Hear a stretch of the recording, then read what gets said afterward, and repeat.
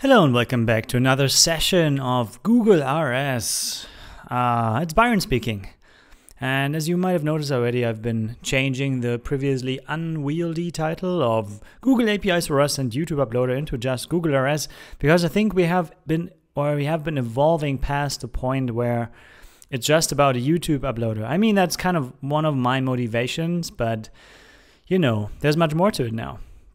Also, I changed my workflow to a different one that allows me to provide better quality. So it's 24 FPS at 1080p now, and probably better sound, slightly better sound because less compression artifacts, and all that just because of a workflow change that allows me to basically automate everything and save bandwidth in the same moment. So issue 103, improve BadRequest messages. If the title contains a something that looks like HTML, for instance, it will be rejected with the reason. However, the reason never shows up. Instead, you see BadRequest. So that's a problem. We get a code 400 BadRequest, and I think we want to try to show what's actually going on, and that's totally possible. We just have to set it up. And I wish, or I hope, I can do this today without too much of a hassle, because that should be my last session for today, and kind of my last test on how the new workflow works. But let's first reproduce this issue real quick. I think I do hope I still have a micro test here in my movies. Oh no, I don't, unfortunately. Yeah, let's keep that open. Maybe I have it. Yeah, I put that to the right now, which allows me to use more pixels on the bottom. Ah, awesome. So here's the micro test. Let's bring this back. And also the micro test thingy, because then I can upload things that are just 200 kilobytes in size. So it will not work if the name looks like this. For instance, we need a matching. Oh, actually, we don't need a matching one because I'm not using my script to do that. But I think using my script to do that will allow me to more easily get a result. So I guess what we can do is just set the debug flag here and then try to upload it. Let's copy the path to that guy, copy file path. And now I can use the script to put it to a micro test movie file, FLV, whatever. And then the title is set automatically. What else do I need?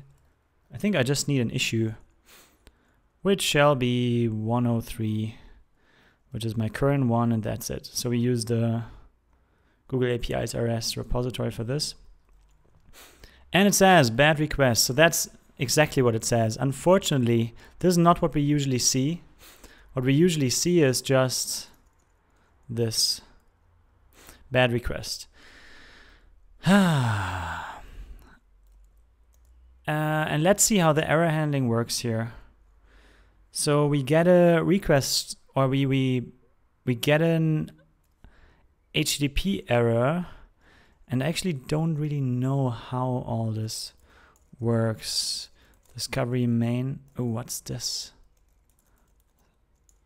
It's loading.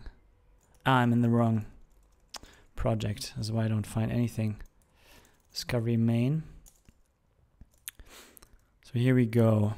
This is the error path.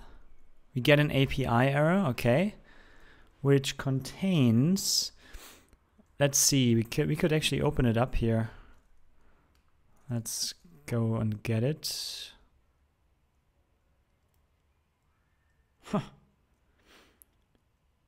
Amazing. According to my temperature monitor that I set up, my CPU is at 104 degrees. Hard to believe, but that thing is boiling. Fan at 5,000 RPM. Anyway, you know, my computer is actually working. I like it. I like the idea knowing that my hardware and bandwidth is usually maxed out. This means I'm using my stuff properly. And, you know, I think it's part of efficiency to do that. So anyway, we are in YouTube, and there if I want to insert a video, that's insert videos here. The return is a result with a response and a video structure. And I think we are here in this branch. So that's basically what happens. And this error that we get is an API error. So let's see. API common. Here's where the API error is defined. Let's see what this thing can do. Actually, I could also look it up here. Just click that, and here we have our magic mega API error. So I think what we get is not an HTTP error, but a failure. I think what we get is a failure, and we don't even try to decode that error. JSON decode error? No. That shouldn't be the one, because that would yield a JSON error. Yeah. So that's not happening. I think we are in the realm of a simple response failure. And I also wonder, oh yeah.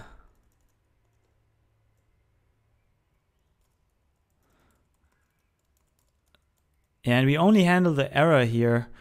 We do because the success is handled by the engine itself. Oh yeah, I logged in again, and I increased my keyboard speed. That's good. It felt so snappy now. Now I know why. Awesome. So let's go to the do it method here, and that's very nice. And here we have the call result. Where do we make the call actually?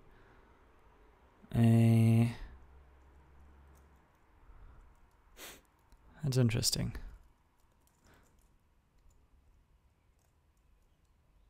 Huh. Here, self API. Okay, so the call result is further encapsulated here. And here's where that stuff happens. I really have no clue. I don't even remember this. So here we do the call, and then we match on the result.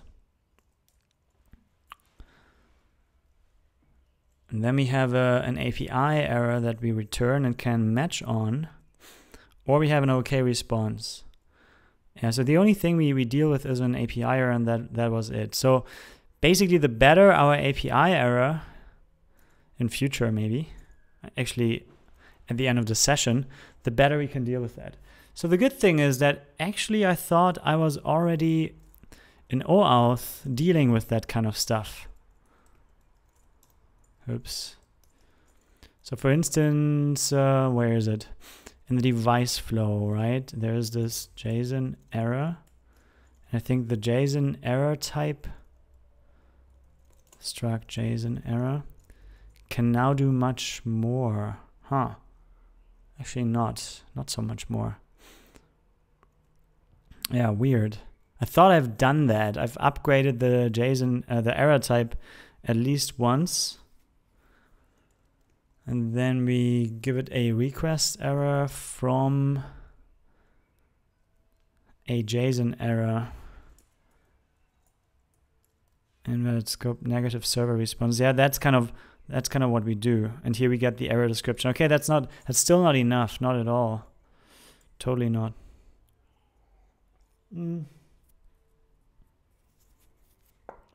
So let's have a look at how we actually handle YouTube.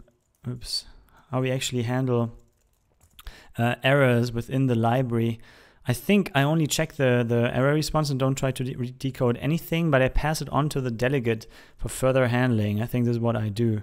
But I might want to try to actually decode something at least, even though the response contains it all. So if I wanted to do that, right now it's kind of left to the caller. The problem is if you look at this, when I return an error, the only I can really return is, well, either the response. Maybe I can add another error code here and say negative server response, and then I can try to decode a JSON structure that yields more information. The question is, what is a typical JSON structure? Is this typical? I've seen that before, interestingly. Like location, where is that? Where have I seen that? I don't know. I should be able to find it. Location. Not here. And where else could it be? Hypermark? No. I mean, OAuth 2 is the only real library where I use this. Maybe somewhere. I mean, can it be somewhere in Google.rs?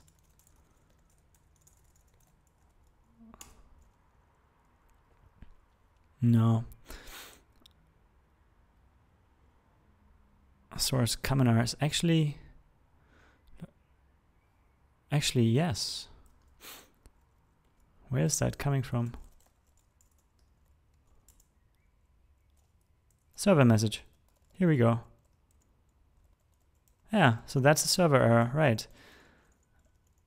So that's coming in from API common. HTTP failure server error. So I try to do that, but I tell the delegate even. Right now our delegate in the CLI does nothing.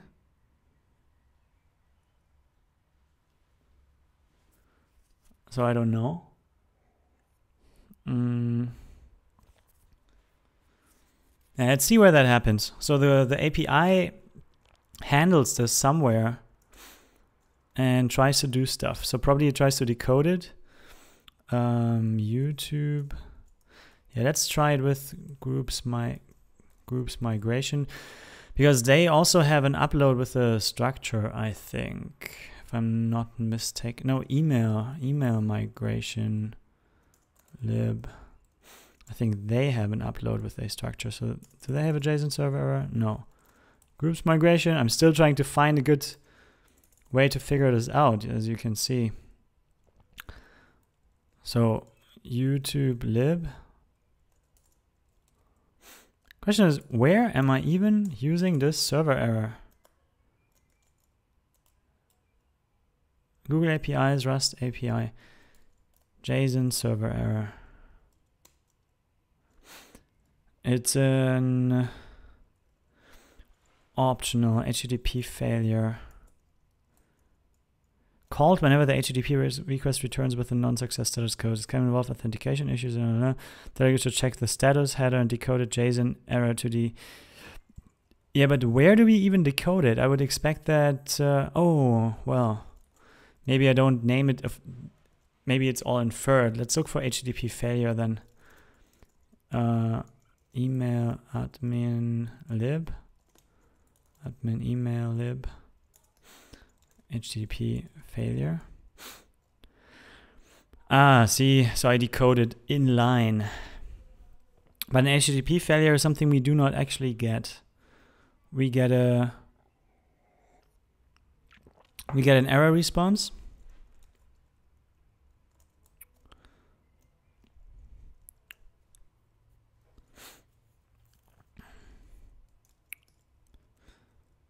Which is where's the status here? This is the response result. Oh man.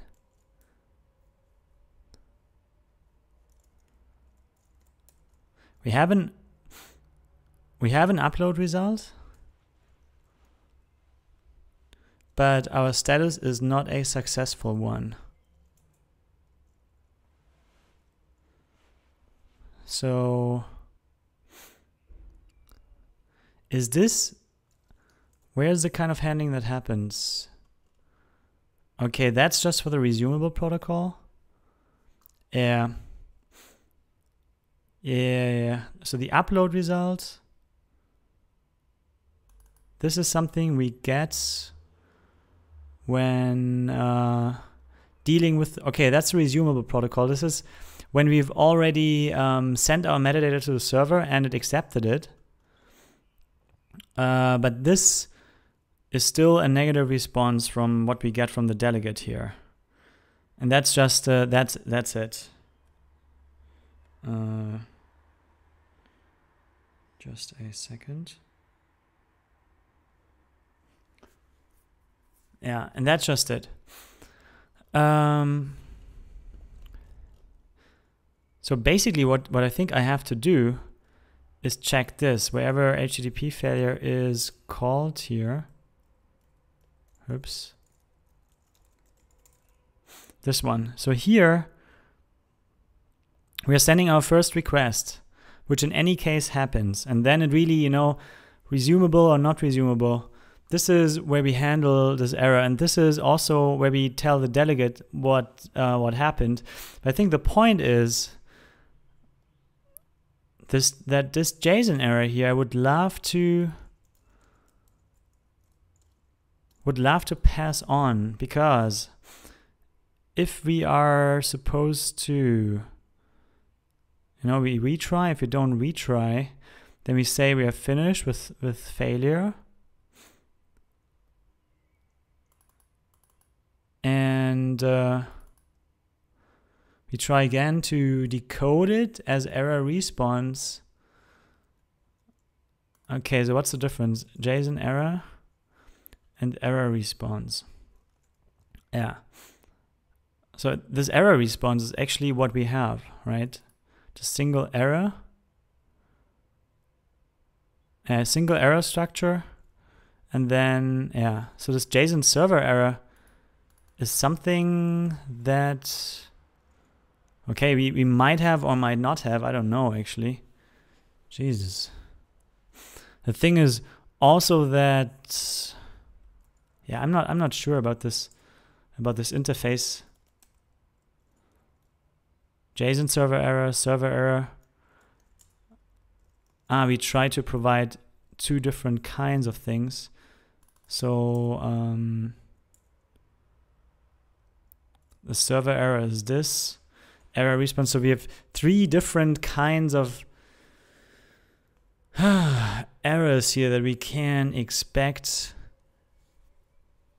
So I guess what I have to do is add an error response, and this result here, that's my entire response. But I've read it already. It already read it to string. Do I seek it or something? No, I don't. Also, I can't, I think. Yeah, I'm just thinking out loud just to understand what's going on here. Yeah. Unfortunately, also the only real test case I have is with YouTube right now, which takes a long time to compile. That's the thing. Yeah. So here I try to actually say, okay, error bad request. What's a bad request error? So I try to decode it, but I fail. Bad request 400, bad request. But that's, I don't think that's the error we are actually decoding. Oh, we are. That's the error we are decoding. This means that in the case of bad request, I just don't really say what's going on. Invalid title, reason. Do I provide the reason? No, I don't. Jesus, all this time. Bad request, I had it. Body snippet title. So I want to put in the reason and the location, if possible. So are these optionals?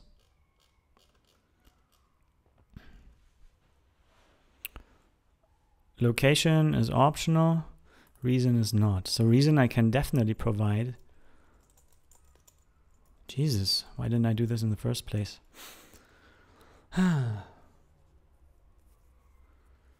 Disappointing. Okay, let's look at I should have reverse engineered this beforehand, I think. So I say bad requests, then the request, the error code, the message. The message is useless. Reason.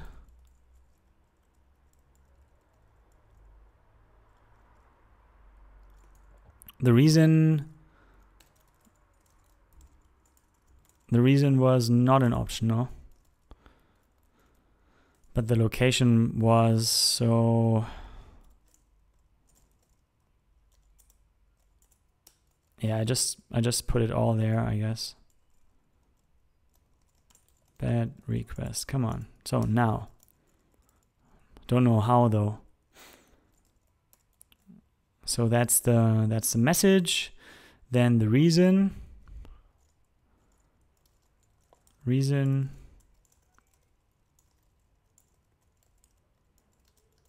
That's provided reason. And the location. Oops. Location is this. I also want to provide it error location. Unwrap or unknown to owned. Yeah, I prefer to string actually, it's shorter. Even though I'm not sure what's more idiomatic. Usually to owned is what you want to do if you want to own something, because there are some types who can implement this more efficiently if you don't force them into cloning this. Yeah, I guess I want to have lots of line break going on here.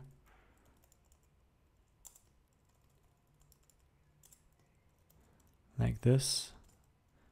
Good, so that should be much better now. Make YouTube 3 CLI cargo args is built. Like that.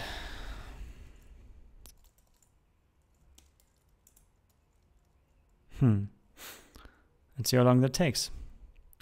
The thing is, I have the feeling I'm in a cargo bug again, because cargo has the tendency to recompile a lot all the time. I mean, in this case, it doesn't matter.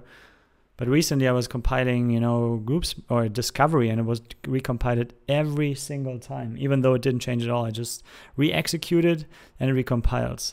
And I had this issue before, then it disappeared, and now it's back again with the latest version. So I don't know, something is really wrong. But anyway, it's gonna take a while.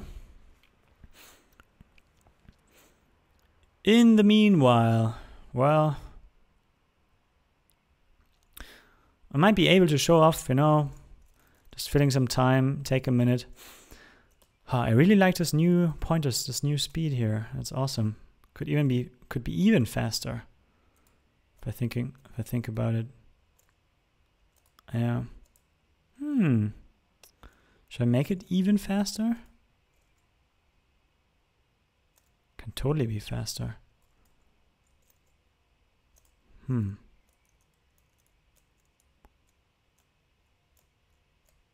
Not sure yet. Let's give it a day or two. Anyway. Oh. Look at that. Attempted access field location of server error, but no field with that name existed. Error. Haha. Error code. And then I think it's the errors. Ah, now I know. Because it's a vector of errors, I was too lazy to access it. I remember now. Honestly, it was just laziness. Nothing else. Yeah. So let's kill the laziness and say, okay, if we have an bad request, if we have an error, this is what we write that. And then for each error information, we print all the error information that there is. So that's just the general information. And I think the reason I can always give, right? No, I only have message and code. So that's basically what I print here. And now I print each of the errors that there is. And that's what I do. This is all I end up doing in the end. So let's give me some more space here. Okay. Yeah, this really wants to be done properly. So we write a little bit of information here, which is error code and the error message. Okay. Oops. This is that. And then for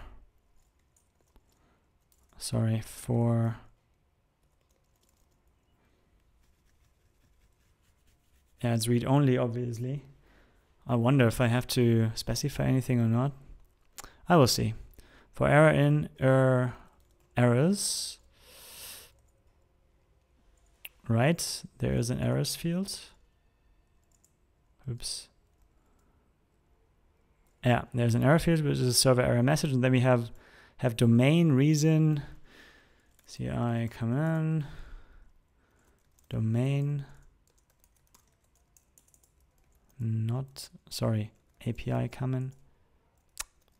API common, domain. So that's kind of what we are up to for error in errors.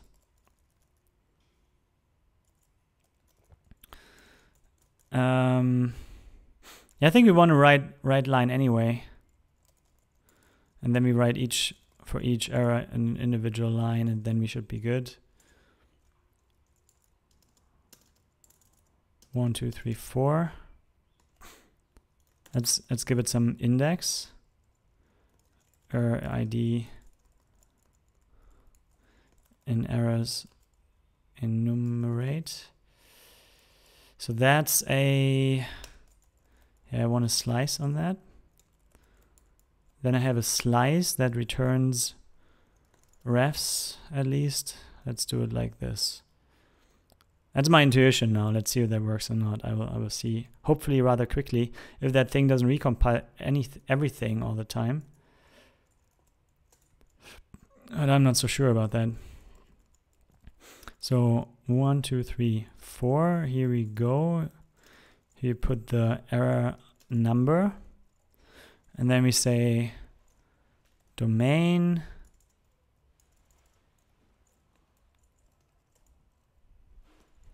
What's the domain look like, for instance? I think I have this up here as well. YouTube video. So it's one YouTube video colon, one YouTube video colon, then reason, then message, reason,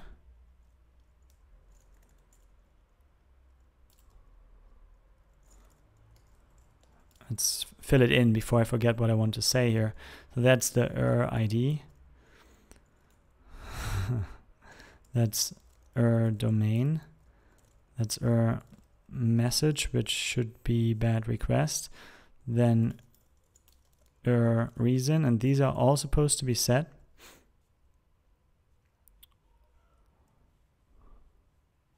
And then the location, which is optional.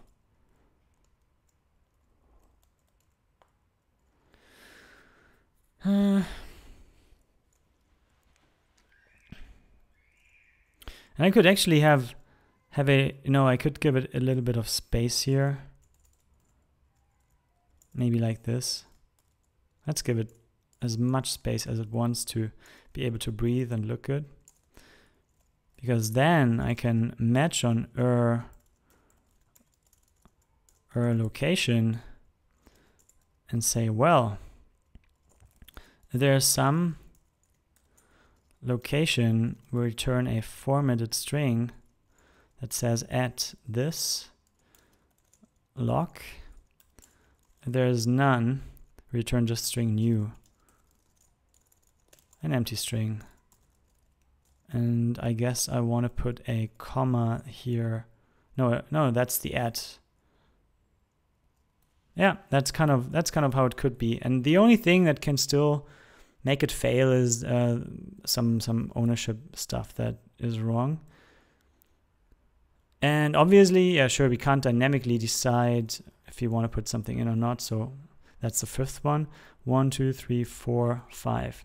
Okay, ownership. And if that happens to work right away, then I will have to, then I will have to see if I can simplify this one ref less or something, because sometimes you have like double refs then and you don't notice because auto dereffing will do the work for you. Okay, attempted exit field errors, but no field was found. Okay, so that already failed. Errors. So bad request, right? Bad request gives me an error response, which gives me error, which gives me errors.